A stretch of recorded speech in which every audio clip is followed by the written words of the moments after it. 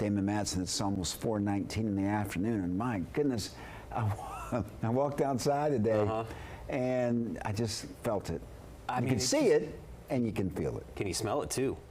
I don't know. I don't have the best sense of smell, but I mean, I know that it's definitely in the air. You just either way, you notice it, and it almost looks like we went on to another planet. And you know, Damon, a lot of folks of all ages were wearing masks. Yeah, you need it. Up and down Wisconsin Avenue here. You need it because, yeah, that smoke is so thick in the air, it's going to impact everybody, and that's really what we have to contend with the rest of the day. There's that shot again of what would typically be the Washington Monument. You might, if you look close enough, be able to make out the outline of it there in the left side of the screen, but otherwise, yeah, no, you can't see much at all, and that's also what this smoke is doing other than those health impacts that we're going to get into. The visibility, it has not been good all day. It's been down to just a mile or two at best, and we will not see this improve until this smoke finally starts to let up as we head into the day on Saturday. And look, we have that very poor air quality over the DMV like we've been mentioning, with some fluctuations, but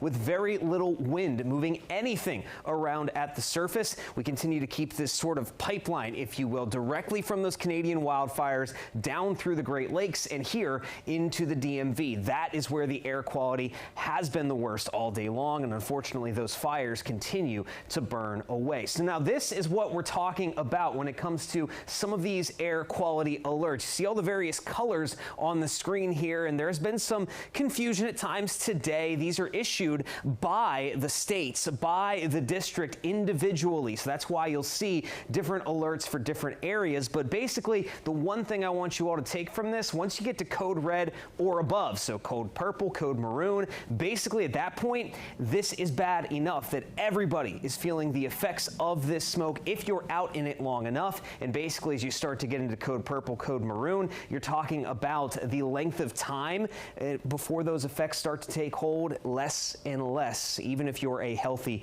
individual. So this is just not a good setup. It's nasty, folks, and there it is. That dense smoke does not go anywhere as we head through this evening and into the first half of the night. But after midnight, there's going to be a front that is going to start to progress northward. It's going to flip the winds coming out of the south, and while there is going to be some smoke and lingering haze in the sky Saturday morning, we'll continue to see gradual improvement with everything clearing out by Saturday afternoon, thanks to that front swinging through and bringing those southerly winds. But there is also one other factor here that's really going to kick out and just wash away, if you will, all of this smoke. We have rain on the way, folks. It's going to be a rather soggy but also stormy day on Saturday. Unfortunately, with how hot and humid it's been, there's a lot of fuel available to this front, so some severe storms are looking likely for parts of the area. But here is the one question mark. As we get into the morning time and some of that smoke departs, well, it'll be replaced by cloud cover, and we're likely going to see at least a few scattered showers, maybe with some rumbles of thunder out there through your Saturday morning. This early morning cloud cover and wet weather